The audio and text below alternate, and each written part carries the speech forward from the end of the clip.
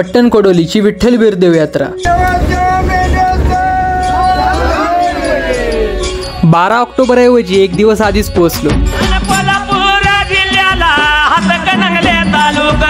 या ओवीचे लेखक असणाऱ्या आजोबांना भेटलो, मंदिरात जाऊन दर्शन घेतलं। मंदिराच्या आवारात हे धनगरी ढोल वाजत होते।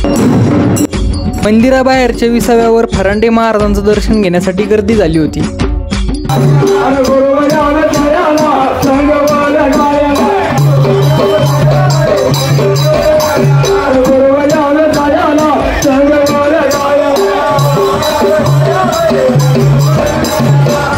आदल्या दिवशीच इतका भारी माहोल पाहिल्यामुळे उद्याची उत्सुकता लागली होती।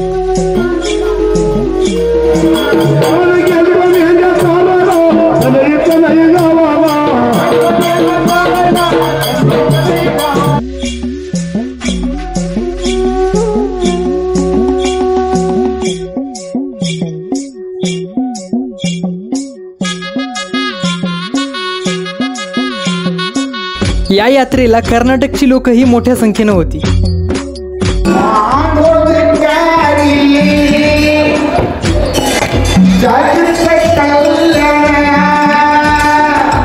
होय, कन्नड भाषा होती ही।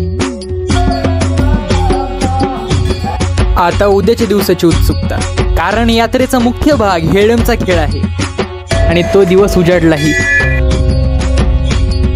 सकाळच्या आरतीने मूड एकदम भारी करून टाकला।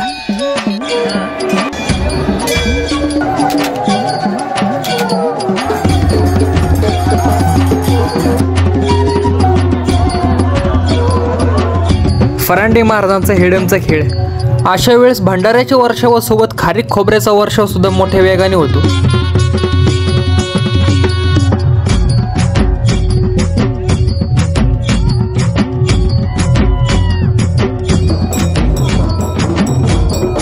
यानंतर मंदिरामध्ये भाकणूक होणार होती।